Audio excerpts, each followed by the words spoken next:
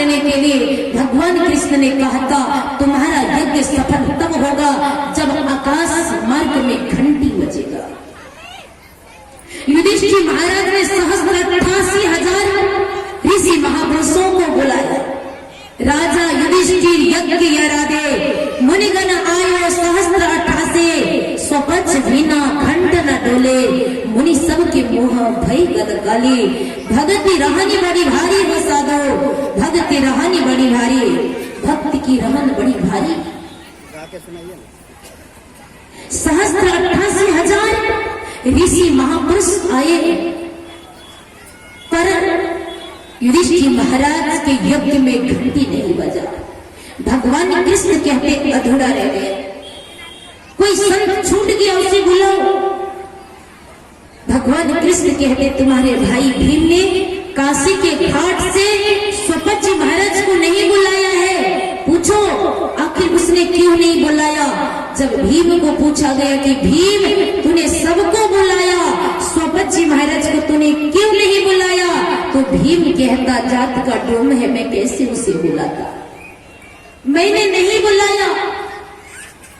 भगवान कृष्ण कहते हैं युधिष्ठिर तुम धर्मराज हो, तुम जाओ और उनसे माफी मांगो। संत दयालु होते, संत सरल चित्त जगत हित जानी स्वभाव सने वाल विनय सुनी करी कृपा राम चरण रति दे। संत सीधे साधे जगत के हितकारी और कल्याणकारी होते।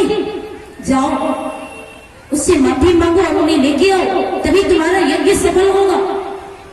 युधिष्ठिर महाराज गए, स्वपच महाराज के चरणों में जाके प्रणाम किया और स्वपच महाराज को अपने रथ में बिठाकर अपने राजभवन में लाए और भोजन के चौका में बैठा दिया गया। 56 प्रकार की व्यंजन परोस देती है। द्रौपदी जी बगल में खड़ी हो जाती। युधिष्ठिर महाराज अपने से पंखा झेल रहे हैं और बगल में भगवान कृष्ण जी भी खड़े हैं। पहला कौर का भोजन को ग्रहण किया तो 1 घंटी आकाश मार्ग में बजा। दूसरा कौर का भोजन ग्रहण करने ही वाले थे, उठा ही थे। द्रौपदी के मन में हुआ जात का तो डोम है, खाने का शुद्धि क्या जानेगा। बस मन में सोची थी या स्वपच महाराज जान के उठाया कौर छोड़ दिया। युधिष्ठिर महाराज पूछते हैं महाराज आपने उठाया कौर को क्यों थाल पे रख दिया। बोले इसका उत्तर मेरे पास नहीं है, इसका उत्तर द्रौपदी के पास है, द्रौपदी से पूछो। युधिष्ठिर महाराज ने द्रौपदी से पूछा द्रौपदी क्या बात है जो महाराज ने भोजन छोड़ दिया। द्रौपदी कहती कोई बात नहीं, मैं कुछ बोली नहीं हो। युधिष्ठिर महाराज कहते हैं स्वपच महाराज द्रौपदी तो कुछ बोली नहीं है, सो आप बताइए भोजन आपने क्यों छोड़ा। बोले नहीं युधिष्ठिर महाराज इसका उत्तर मेरे पास नहीं है, इस उत्तर प्रश्नों का उत्तर केवल द्रौपदी ही दे सकती। जब युधिष्ठिर महाराज ने फिर दोबारा द्रौपदी से प्रश्न किया तो द्रौपदी डर गई कि ये तो अंतर्यामी फकीर है, यदि ना बताऊं सच तो कहीं अनहोनी न हो जाए। तो द्रौपदी कहती महाराज मुझे क्षमा करे, मैंने तो 56 प्रकार का व्यंजन बना के दी थी ताकि महात्मा खा खा के स्वाद बता सके, पर महात्मा ने सब कुछ एक ही जगह सान करके गास लेने लगा तो मेरे मन में हुआ जात का डोम ही खाने का शुद्धि क्या जाने।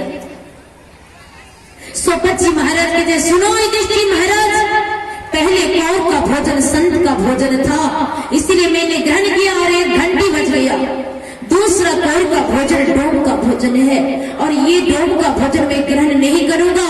डोम तो उसे कहते हैं जो मांस भक्षण करता है, जो शराब पीता है, जो अंडा सेवन करता है, जो मछली खाता है, गांजा भांग चरस अफीम गुटखा पान सुपारी तंबाकू लेता है, वह डोम है, डोम मैं ही नहीं।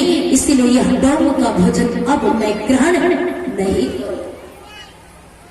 विचार कर सकते हैं इतने बड़े संत कैसे हो गए स्वपच महाराज एकमात्र ध्यान अभ्यास से, क्योंकि वे काशी नरेश के घर में झाड़ू लगाने का काम करते थे और उनकी पत्नी काशी नरेश के राजधानी का कक्ष को साफ सुथरा करती थी और सुबह जब दोनों पति पत्नी लौट के घर आते थे तो स्वपच की पत्नी अपने पति के पास रानी माँ का प्रशंसा करती थी कि रानी माँ अति सुंदर है, विचार सुंदर है, व्यवहार भी अति सुंदर है। बहुतों को भगवान ने सकल तो दे रखा है पर अक्ल नहीं दिया, पर किसी को सकल नहीं दिया पर भगवान ने उसे अक्ल जरूर दे दी। इसीलिए तो हमारे संत महापुरुष कहते see the quality not the form. गुण को देखो, रूप को नहीं। अरे गुण को देखोगे ना तो God to love not to hate, परमात्मा से प्रेम हो जाएगी, फिर उनसे कभी द्वेष नहीं करोगे। स्वपत जी महाराज के पास उनकी पत्नी रानी माँ का प्रशंसा करने लगी, प्रशंसा करने लगी।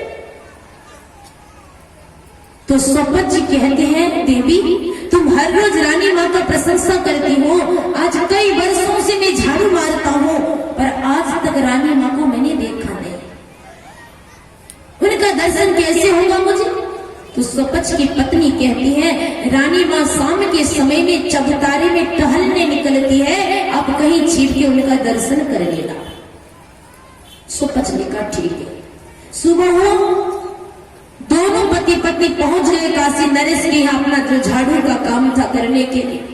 शाम हो गई तो स्वपच झाड़ू लेके कहीं छिप जाते हैं। जब रानी माँ सत्संग करके शाम के समय में टहलने निकलती है तो स्वपच रानी माँ को देख लेता है और रानी माँ के रूप में मोहित हो जाता है, झाड़ू फेंकता है, घर आता है और बिस्तर पकड़ लेता। स्वपच की पत्नी घर आई, शाम में भोजन बनाई और भोजन बना के जब अपने पति को जाती है कहने के लिए कि चलिए भोजन करने के लिए, तो स्वपच कहता है देवी मैंने दाना पानी छोड़ दिया। बोले क्यों, किस लिए?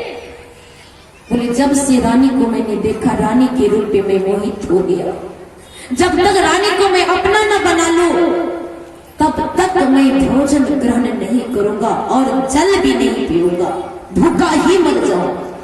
स्वपच की पत्नी भी कोई साधारण नारी नहीं थी, महापतिव्रता थी, महापतिव्रता। वह महापतिव्रता नारी थी।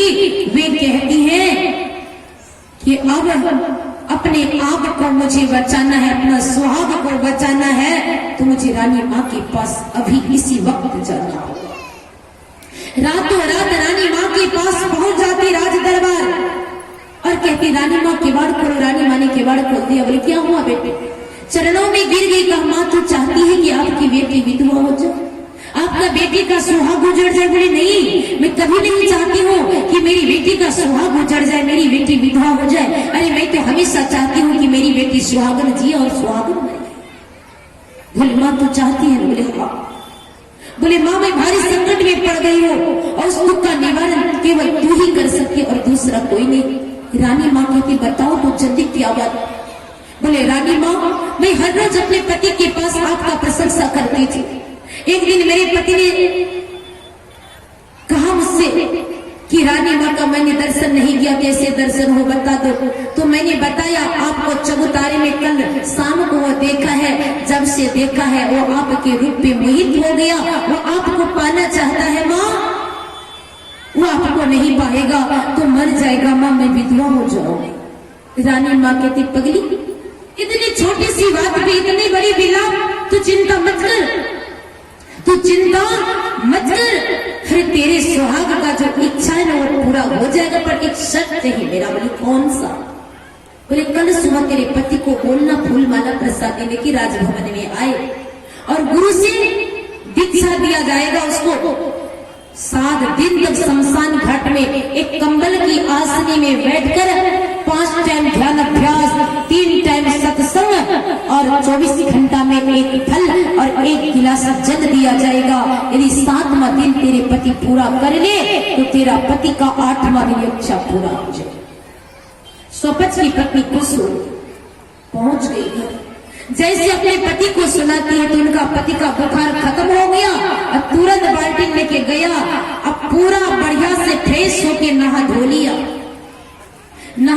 फ्रेश होकर के फूलमाला प्रसादी लेके राजभवन सुबह आया।